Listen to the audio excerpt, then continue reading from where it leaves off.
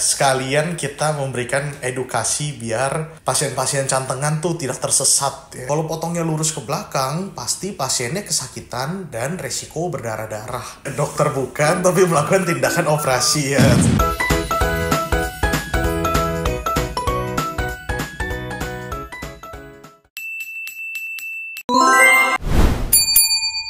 Waduh. Selamat datang di Ngobrol bareng Dokter Cantengan episode keempat. Nah, seperti biasa hari ini kita akan menjawab pertanyaan-pertanyaan baru yang belum pernah kita bahas sebelumnya di YouTube. Nah, tanpa panjang lebar lagi, silakan sutradara. Oke, pertanyaan pertama dari akun Eka Ardianti R. Mohon maaf dok, itu saya mau tanya, kenapa dokter motong kukunya miring? Sedangkan dokter dan salon kecantikan di bidangnya motongnya lurus sampai akar kuku. Oke, ini pertanyaan yang bagus ya. Sekalian kita memberikan edukasi biar pasien-pasien cantengan tuh tidak tersesat ya. Jadi, teknik dalam mengobati cantengan itu ada banyak macam. Tapi secara umum dibagi menjadi dua.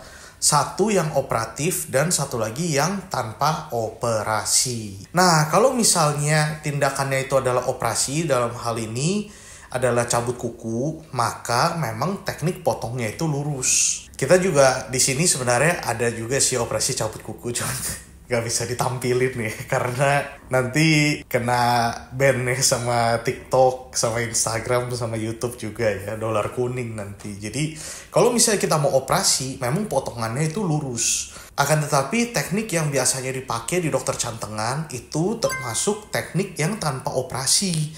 Makanya habis tindakan pasien itu bisa langsung jalan.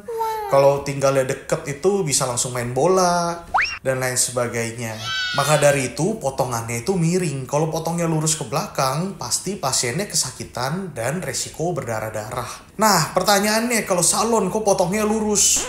Nah, nggak tahu juga mau jawab apa ya. Dokter bukan, tapi melakukan tindakan operasi ya. Terserah teman-teman yang kesana lah ya.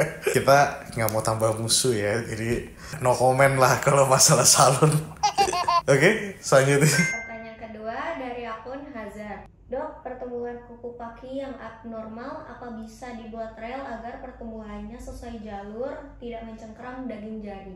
Nah, ini juga pertanyaan yang bagus ya. Teman-teman harus bedain dulu antara kukunya itu menabrak ke depan atau mencengkram ke bawah. Walaupun gejalanya dua-duanya ini mirip sama cantengan, tapi penanganannya itu sangat berbeda. Dalam kasus ini, kalau misalnya kondisinya kukunya itu mencengkram, maka ini bukan cantengan yang seperti di konten-konten. Penyebab sakit pada kaki pasien karena daging di tengah kukunya itu kecekek sama kukunya sendiri, sehingga rasa nyerinya itu menjadi meningkat. Untuk kondisi kuku yang mencengkram, maka mau dipasang rel, baik rel kereta api, rel apapun dia percuma. Karena yang paling benar itu tekniknya adalah dengan rekonstruksi kuku. Nah, rekonstruksi kuku kayak gimana? Nanti mungkin kalau ada kesempatan kita sekali-sekali upload sesuatu yang berbeda lah ya. Tapi untuk kondisi saat ini, kita belum sempet ngerekam tindakan rekonstruksi. Jadi kalau misalnya kukunya mencengkram, itu harus tindakan dia kayak pasang behel khusus gitu, nah dibuka. Sedangkan kalau misalnya kukunya nabrak ke depan, nah baru bisa pakai rel khusus lah kira-kira kayak begitu.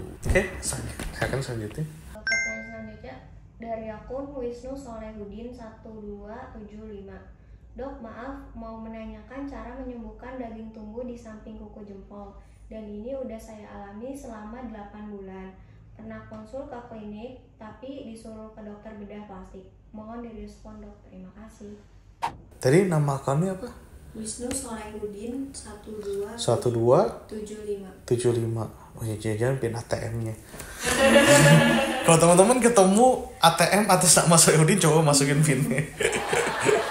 Tinggal hilang 2 angka ya, angkanya ada 4 ya, tinggal 2 lagi. Oke, jadi daging tumbuh pada cantengan, kita sempat bahas sedikit ya di konten sebelumnya. Jadi daging tumbuh pada cantengan itu menandakan bahwa cantengan pada pasien itu sudah termasuk cantengan kronis, sehingga muncul daging tumbuh.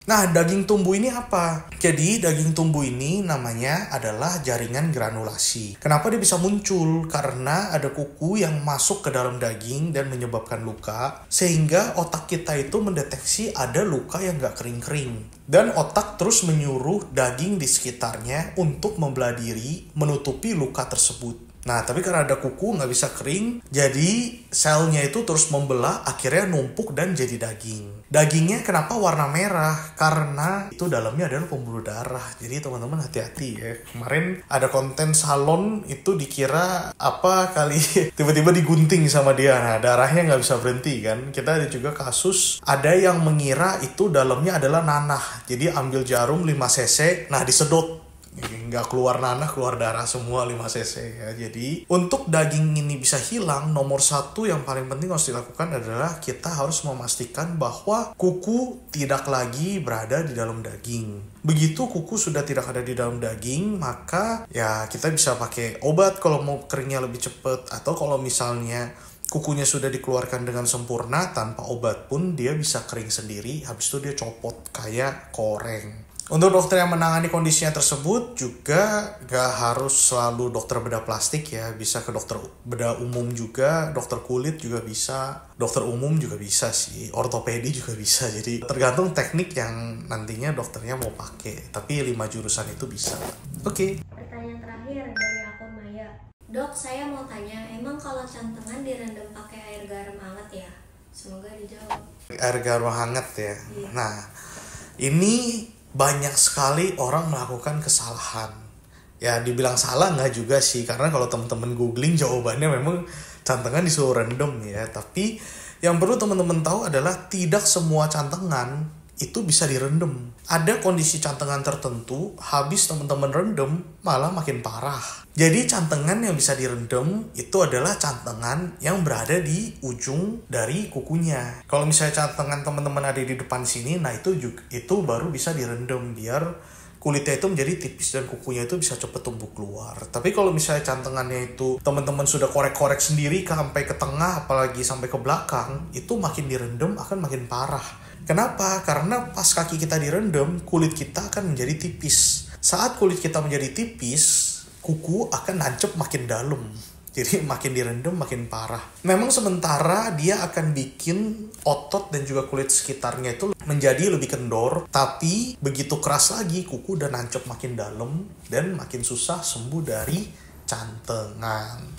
Jadi apakah bisa direndam pakai air garam hangat? Jawabannya bisa, tapi lihat dulu kondisi cantengannya ya. Nah itu dia tadi jawaban dari beberapa pertanyaan menarik yang sudah kami pilih dan masuk di komen minggu ini. Buat teman-teman yang masih ada pertanyaan bisa langsung ketik di TikTok Dokter Cantengan, IG Dokter Cantengan, ataupun YouTube Dokter Cantengan. See you guys!